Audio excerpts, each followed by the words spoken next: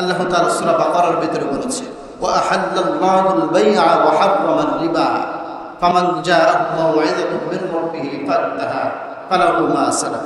আমি সুদকে হারাম করেছি আর ব্যবসাকে হালাল করেছি। এই ওয়াজ এই বাংলাদেশের বয়সের শুরু থেকে এখন পর্যন্ত অসংখ্য অসংখ্য মানুষ, বড় বড় বুজুর্গ, বড় বড় আলেম ওলামা পড়তে পড়তে ফেনা বের হয়ে গিয়েছে, দুনিয়া থেকে চলে গেছে।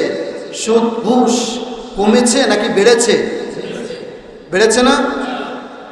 কারণ কি? ওয়াজে কাজ হচ্ছে না কেন? পর্দার ওয়াজ, পর্দার ওয়াজ। আখরনা ফি বুয়ুতিকুন্না ওয়া লা তাবাররাজনা তাবাররুজাল জাহিলিয়াতিল উলা ওয়া আকিমনাস সালাত ওয়া আতিনাস যাকাত। পর্দায় থাকতে হবে, পর্দা করা ফরজ। বিশেষ প্রয়োজনে নারীরা বাইরে যেতে পারবে পর্দা মেনটেন করে। এই ওয়াজ তো কম হচ্ছে না, কিন্তু পর্দা কমছে নাকি বাড়ছে? বাড়ছে। কারণ কি?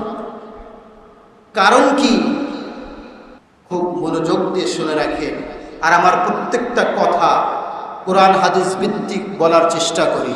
যখন না মিলবে আপনার মগজের ভিতরে ঢুকিয়ে নেন, বাড়ি গিয়ে মিলিয়ে নেবেন।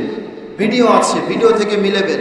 যদি না মেলে আমাকে ধরবেন। আমি বাইরের থেকে এসে ওয়াজ করছি না, আমি এখানেই থাকি, আপনাদের সাথে উঠা বসা, আপনাদের সাথে চলাফেরা। আমাকে সকাল বিকাল যখন তখন ধরতে পারবেন যে এই আয়াতটা, এই কথাটা মিলে নাই। পারবেন কি না? পারবেন। কারণ কি? এই আয়াতগুলো, যে আয়াতগুলো বললাম, চোর ধরে হাত কাটো, সুদ ঘুষ বন্ধ করো, পর্দায় থাকো,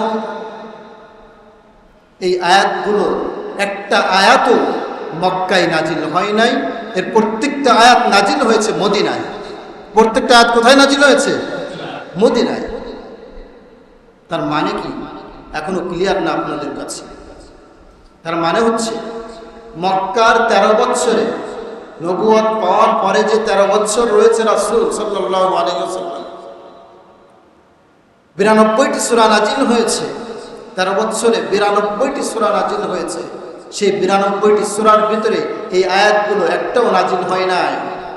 এই আয়াতগুলো হচ্ছে আইনের আয়াত, এটা ওয়াজের আয়াত না।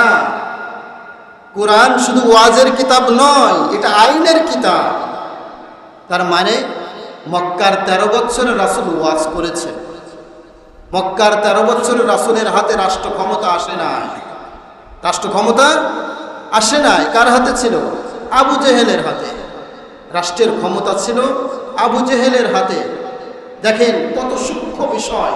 13 বছর ওয়াজ করেছেন, কিন্তু 13 বছরে 92টি সূরা নাজিল হলো। আল্লাহ তাআলা কখনো একবারও প্রয়োজন মনে করে নাই যে পর্দার আয়াত দিতে হবে, সুদ ঘুষের আয়াত দিতে হবে, চোর ধরে হাত কাটো এই আয়াত দিতে হবে।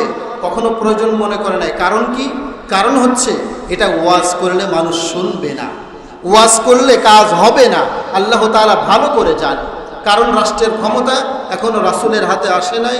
এই আয়াতগুলো দিলে রাসূল তো ওয়াজ করতে হবে, আইন তো বানাতে পারবে না। পারবে নাকি? পারবে না। সুতরাং এই আয়াতের ওয়াজ করলে মানুষ শুনবে না, কাজে আসবে না। ঠিক যখন রাসূল সাল্লাল্লাহু আলাইহি ওয়াসাল্লাম মদিনায় গিয়েছে, হিন্দু বৌদ্ধ খ্রিস্টান সকলে মিলে রাসূলকে গ্রহণ করে নিয়েছে, রাষ্ট্রের ক্ষমতা তার কাছে দিয়েছে, মদিনা সনদ লেখা হয়েছে। তখন থেকে এই আয়াতগুলো নাজিল হয়েছে কার কাছে? রাষ্ট্রনায়কের কাছে। কার কাছে? রাষ্ট্রনায়ক কে ছিল? মুহাম্মদ সাল্লাল্লাহু আলাইহি ওয়াসাল্লাম। তখন আয়াত নাজিল হয়েছে রাষ্ট্রনায়কের কাছে। আর রাষ্ট্রনায়ক যেটা বলে দেবে সেটা দেশের জন্য আইন হয়ে যাবে, তাই কি না? মানুষ মানতে বাধ্য হয়ে যাবে। সুতরাং কোরআন শুধু ওয়াজের কিতাব নয়, কোরআন হচ্ছে আইনের কিতাব। যতক্ষণ পর্যন্ত রাষ্ট্রে আইন হিসেবে কোরআনকে বসাতে না পারবেন, ততক্ষণ পর্যন্ত এমন ফৌজদারি আইনের আয়াত ডজন ডজন রয়েছে কোরআনে, একটা আয়াতেরও বাস্তবায়ন আপনি দেখতে পারবেন না কিয়ামত পর্যন্ত। ঠিক কি না? কিয়ামত পর্যন্ত আপনি একটা আইনের আয়াতের বাস্তবায়ন দেখতে পারবেন না, যতক্ষণ পর্যন্ত রাষ্ট্রে কোরআন না বসবে। এর জন্য করণীয় কি? ইসলামী রাজনীতি করতে হবে।